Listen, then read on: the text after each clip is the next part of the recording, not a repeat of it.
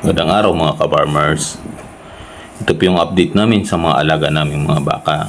Paraang rumagasa ang bagyong upong. Hindi po nakaligtas yung aming alagang baka. Pero po sa awa ng Panginoon, matibay po ang mga alagang baka. Wala pong napahamak sa aming mga alaga. Yan, si Pongkan.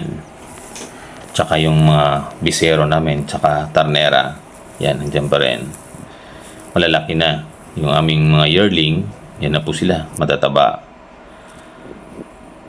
Yung mga junior ball, yan si Talenga. Maganda po yung kanyang katawan. Yan. Nakasiguro po ako ito sa kay Talenga, may buntis na po ito siya. Yan din si Pugi, maganda yung kanyang pangangatawan. Malaki na po talaga si Pugi. Marami pa rin ang kanilang kinakain ng damo. Malawak po kasi itong aming pastulan. So marami pa rin silang nakakain na damo. Matangkad si Pugi tsaka malaki. Nakasunod sa kanya si Pungkan. Medyo payat si Pungkan dahil siguro po dumididi pa ang kanyang tinday. Ayan si Puti, si Beauty at saka yan sila Talenga. Shampoo to sila dito. Pero meron kaming isang junior ball na nabili.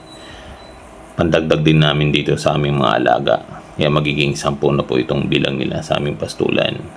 Meron akong video ng bago naming manso dun sa bago naming junior ball. I-update ko rin po sa inyo yung aming gagawin at mga ibibigay na panturok at pampurga upang lalo pong lumakas at tumaba yung aming mga alagang baka. Thank you po. God bless.